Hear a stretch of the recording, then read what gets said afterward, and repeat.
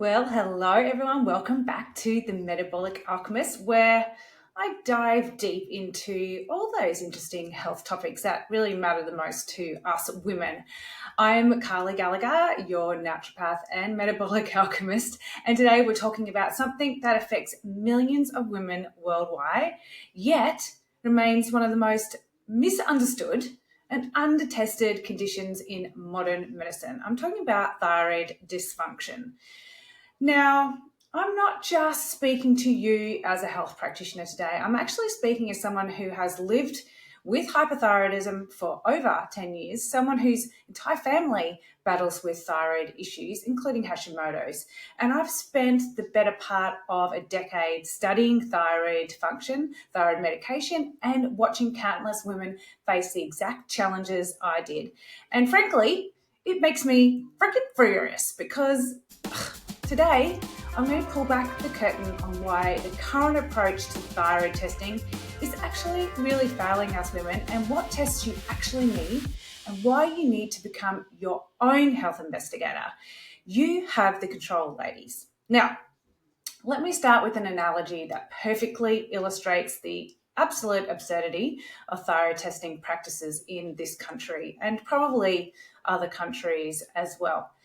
Imagine you go to your doctor and you complain of irregular periods, mood swings, fertility issues. They decide to investigate your female hormones. Hooray! Now, would they just go and test your luteinizing hormone, LH, and then just call it a day? Oh, you've got all these things, let's just go and test this one and see. Of course not. They're not going to just test one pathway, luteinizing hormone. They're going to test all of them. Luteinizing hormone, follicle stimulating hormone, your estrogen levels, your progesterone levels, testosterone probably, DHEA. They understand that hormones work as a complex connected system. But when it comes to your thyroid, which I arguably say is just as complex and actually even more important, even to your fertility and sex hormones and mood swings, it affects every single cell in your body. What do they test? TSH. That's it. It's like trying to diagnose why your car won't start by only checking if there's petrol in the tank. That's just stupid.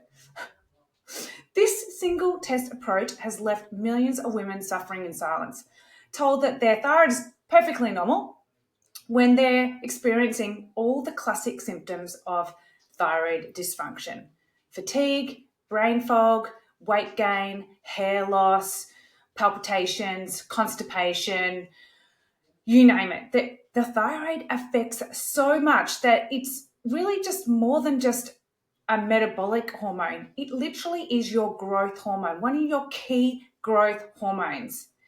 And here's where it gets even more ridiculous.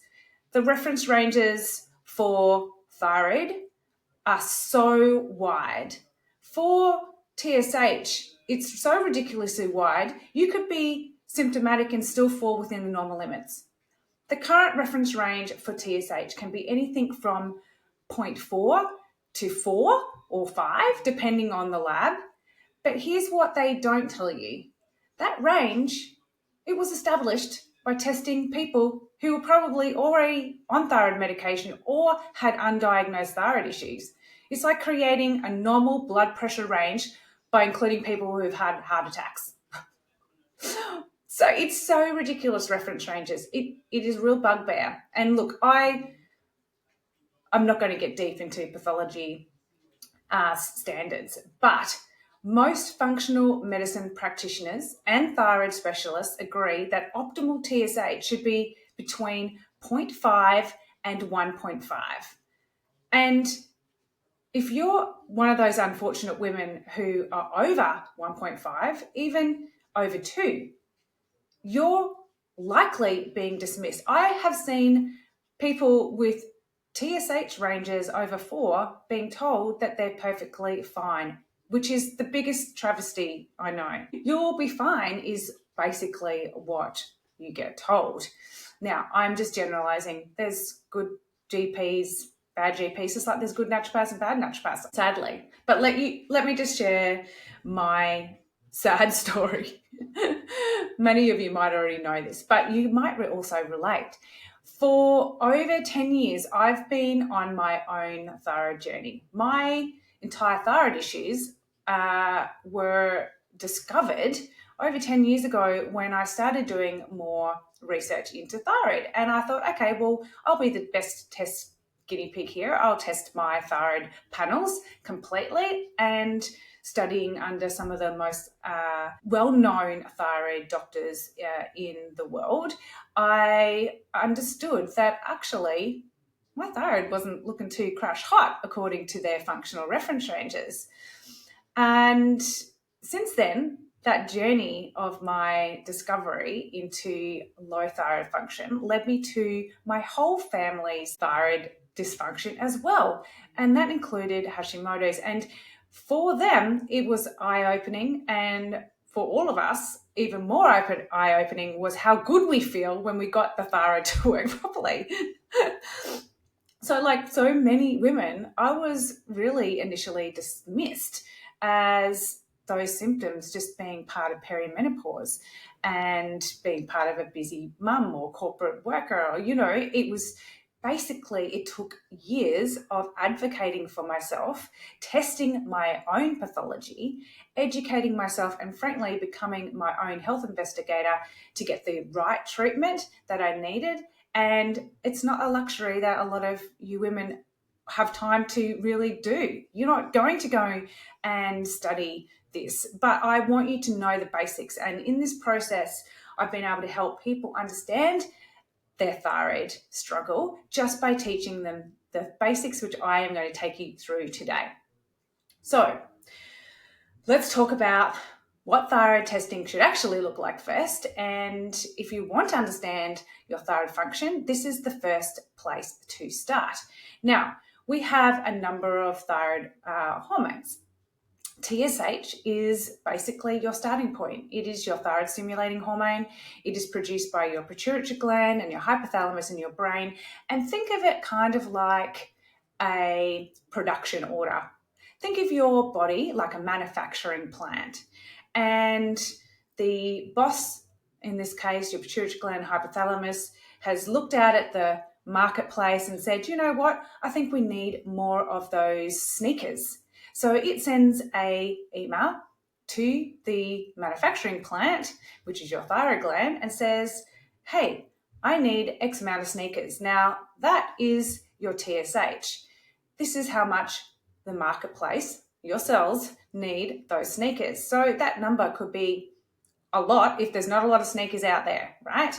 So that number could be high depending on how poor the marketplace is with those shoes. It could be very low if there's a lot of stock out there and we don't need to manufacture as much. Do you understand? Okay, right, keep following me. Now, at this point, your manufacturing plant, your thyroid, goes and produces free T4, or just call it T4, thyroxine. Now, this is a partly made product. So if in the case of a set of sneakers or sand shoes, imagine that it's all made up, but it hasn't got the shoelaces and it hasn't been put in a box. So it can't really go out to your retail outlets like that. It's not complete, is it? So here comes along free T3, which is T3. This is the complete product. So this is when the laces are put on and they're packaged into a little box and then sent out. Now that is a complete hormone. This is the one that gets into your cells and tells your body what to do. Now there's another one called reverse T3, and this is kind of like a door that slams shut on the manufacturing plant and stops those sneakers from getting into the truck that goes out to your retail outlets. It's a hard stop. Something's going wrong. We cannot allow these sneakers to go out the door. It could be like a recall almost. And then you've got antibodies, thyroid peroxidase antibodies, thyroid globulin antibodies, and these are little bugs in your manufacturing plant that can pop up from time to time. So it's important to know if they're there. It's almost like doing a computer scan of your thyroid gland to see if there's any little bugs that need to be cleaned out and how big those bugs are. So those antibodies should be tested at least once a year if they're already there, or if they're not there, at least every so often, because thyroid immunity can develop over time, and catching it early can make a huge difference to your treatment. Now let's talk about something that rarely gets mentioned in conventional thyroid treatment. The crucial nutrients for your thyroid actually are the things that make up, surprise, surprise, your thyroid hormone, thyroxine. Now, thyroxine, T4, contains 4 particles of iodine. Imagine that, T4, 4 particles of iodine. Easy to remember, right? When your body manufactures this and converts it into its finished product, T3, it actually rips off one of those iodine particles. Imagine that, leaving it into being T3. Supercharged, this is the thing that gets into your cells and tells your cells all the jobs that it needs to do from your thyroid. And it goes without saying that iodine, therefore, is absolutely critical for thyroid function. It's your main ingredient, guys. But here's a problem. We get virtually no iodine in Western diets.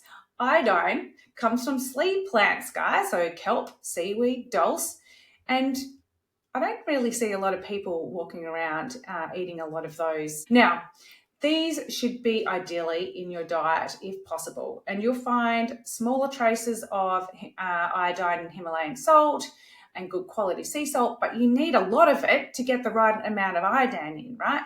Please do not go out and get iodized salt on the market. That is heavily processed, and it's not really a healthy option. So if you have a thyroid issue, or honestly, if you're just a woman in general living in a modern world, iodine should be a supplement that you routinely use in your regime. But iodine isn't the only main player here, guys. We've got zinc, selenium, and B12. Also absolutely critical for conversion of those thyroid hormones. Think Brazil nuts for selenium, green vegetables for B vitamins and zinc. Now, I want to address a huge misconception that I see causing unnecessary fear and restriction. The idea that you need to avoid goitrogenic foods. It's a big word, goitrogenic, and it's one of the words that they say you need to avoid these foods if you have a thyroid nodules or thyroid issues. Now, this is largely a misdirection. You would literally have to eat 2 kilograms of broccoli, which is a goitrogenic food, to have a negative impact on your thyroid nodules. So the small amounts that you consume in a normal diet are actually still very important for liver detoxification pathway. So don't stop eating these if you've got a thyroid issue, guys. You just need to make sure that you're not making massive smoothies out of it and eating raw kale and by the bucket load every day. Just think in moderation. Even healthy foods can be detrimental when consumed excessively, guys, which is why I use the Goldilocks approach in all my programs, which is where we stick to that sweet spot where everything is just right. Now, here's where most conventional medicines completely miss the boat. Thyroid hormone conversion. Now, most thyroid medications are T4, thyroxine. But T4 is not the finished product. Remember, your sneaker isn't ready for the retail market. Your body has to convert that into its active T3. Remember, it's got to rip off some of that iodine particle, and it's got to put the shoelaces and put it into a box for that to actually work. And guess where most of that conversion happens? In your gut, which is why it is one of my elements in my methodology, which is get the foundation right, guys. If you get the gut right, it's going to directly impact and maximize not only your thyroid conversion, but remember, I talk about your GLP-1, which is your natural Ozempic pathways. Yet another reason why the foundation approach is absolutely critical. So this conversion process happens through enzymes. The genes responsible for these enzymes, DIO1, DIO2, DIO3, can have variations that make that conversion process much less efficient. So It's a little bit like when you have a genetic mutation and it impacts your hair growth. Think of this as a genetic mutation that impacts your ability to convert T4 into T3, which makes absolutely no sense to people taking T4 if you can't convert it anyway, which is why you've got a thyroid problem in the first place. So the problem is, like most gene tests, they're not very accessible. You have to know really what you're testing for. And it's just not something that your GPs or even some of the private labs have the ability to do. But you can understand it by just classic investigation. If your symptoms are getting worse despite taking T4 medication, your TSH looks normal, and your T4 levels look normal, but you've got a low T3 and a high reverse T3, then that's kind of telling your body that maybe I'm not converting it, and maybe this is not the right medication for me. This is where combination medications are absolutely imperative, and I think are more suitable to most people with thyroid problems. It's called T4, T3 combination. Medications like ARMA, desiccated, compounded T4, T3 medications, you need to have a functional GP to work this out for you. Now, I have to say, in my opinion, that this should be the gold standard for thyroid treatment. This is the treatment that I personally use and my family, and the research actually supports it. The clinical outcomes support it, and frankly, common sense supports it. But I don't have a say, sadly, in what medications are produced. But you do. You can go to your doctors and advocate for yourself. So let's just go back to this analogy of our beautiful manufacturing plant. You're producing T4, or not very much T4. It's not getting converted down. So why keep throwing more T4 at the top? It's like filling up a bucket with a hole in the bottom. It's not actually getting full. It's just getting wasted. You have to fix the conversion. Now, you can either fix it by supporting the gut. If that's not working, which I largely suggest is possibly the case in the first instance, if you have a thyroid issue, then you need to take a combined T4, T3, because otherwise your cells are getting starved. The other thing is that the thyroid is such a big hormone. It's responsible for your metabolism. So that's how you access fuel from your body for energy production. It's how your body maintains weight through this energy conversion. It's your thermostat, so it helps with your temperature regulation. It regulates your heart rate, your reflex rate, the growth of your hair, skin, and nails. It's critical for fertility, especially conception. So hello, all those misdiagnosed fertility issues. It is such a big hormone. It's like puffing Billy. Now, for those people who are in Melbourne, you'll know that there's a very famous steam train called Puffing Billy, and it has a coal engine. So in order to get Puffing Billy up the hill, it needs to have a lot of heat in the engine. This is what thyroid is. It's a big coal engine. The hotter that engine, the stronger that engine, the faster the pistons will move, the train will move, and everybody be happy, right? If you've got a cold steam engine, then everything gets shut down. That's what thyroid is. If you're cold, you are physically cold. Your hair and your skin and your nails don't grow. You have no energy. You're sluggish. It slows down your digestion, so you're not moving your bowels very well. Everything slows down. The hotter the engine, the better the outcome. The colder the engine, the sadder the outcome. So this is the importance of having a strong thyroid. Your reference ranges will indicate where you are. 0.5 to 1.5 for TSH, at least 16 pmol for T4, between 5 to 5.5 pmol for T3. You want your reverse T3 to be at least under 200. If it's higher than 200, then that's saying we've got stress occurring. Now, remember, your body has this amazing ability to turn hormones off in case of an emergency. It's going to turn off your metabolism through turning off your thyroid. And this is how it turns off your thyroid hormone, by increasing reverse T3, which is like a little lock and key. If it's shut off the cell because the reverse T3 is triggered, then T3 can't get into the cell to tell it what to do. So it's like a gate. It's blocking the T3 from getting in. So we want reverse T3 to be lower. And we don't know what's driving it. It could be emotional stress, physical stress, environmental stress. It could be nutrient deficiencies, commonly low iron. There's so many things that can elevate your reverse T3. The idea is you just need to know what it is, and then we can systematically go and start addressing these things. Could be your antibodies are high. How big is that fire? So much information can be gleaned from these results. So that brings me to Hashimoto's as a autoimmunity. Now, one thing you should know about autoimmunity is it's a little bit like a fire.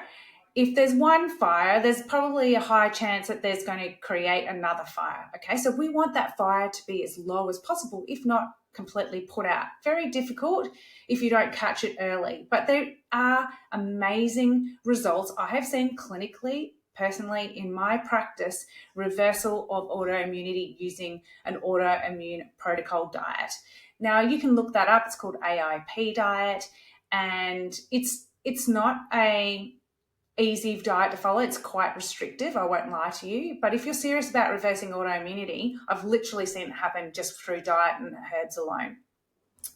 Now, here's another important bottom line that you need to be aware of when you are doing your own thyroid investigation. You need to understand how the thyroid works, what your optimal level should be, and what treatment options are available to you.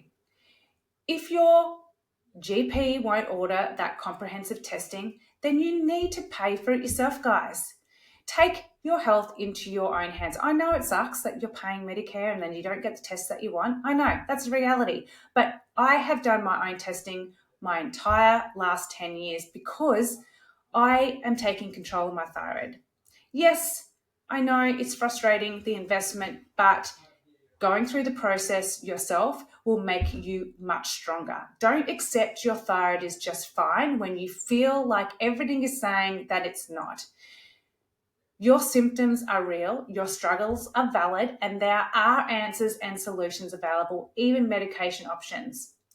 Reach out to me if you want to be pointed in the right direction for that, okay? So guys, the thyroid landscape is slowly changing. More practitioners are recognizing the limitations of TSH-only testing, and more patients are now advocating for this comprehensive care.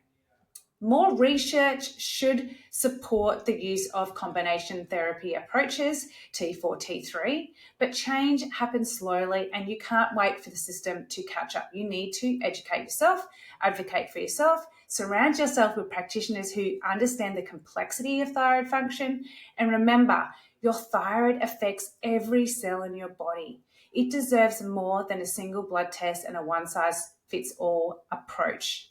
So if you're struggling with thyroid issues, you know that you're not alone, know that there are answers, and know that you have the power to change your own thyroid story. Start by getting the right tests, understand your numbers, explore your treatment options, and never accept feeling terrible as your new normal. You don't know how good it is until you know, that is good. Imagine if you're just sitting at 5 and you thinking that's a 10. Imagine getting to 10 and knowing exactly how well your body should be functioning. So thank you for joining me today. If this episode resonated with you, please share it with someone who needs to hear it. And remember, you are your own best health advocate. Until next time, keep investigating, keep advocating, and keep believing that health is possible. And that's a wrap. Phew. If something clicked for you today, I've got all the links to my favourite products, supplements, and exactly where to buy them waiting for you in the show notes. No hunting required. Want more personalised support? I totally get it. This journey can be overwhelming when you're doing it all on your own. Whether you're ready to jump into my one-on-one coaching programs or test it out first in my online metabolic flash course, I've got your back. Just head to the show notes for the links to those pages or my website, inner-alchemy.com.au, and let's turn those frustrating symptoms into your comeback story. Because honestly, the best version of you isn't in your past. She's waiting on the other side of these new rules. Until next time, remember, work smarter, not harder. Thanks for sticking around. I'll see you in the next episode.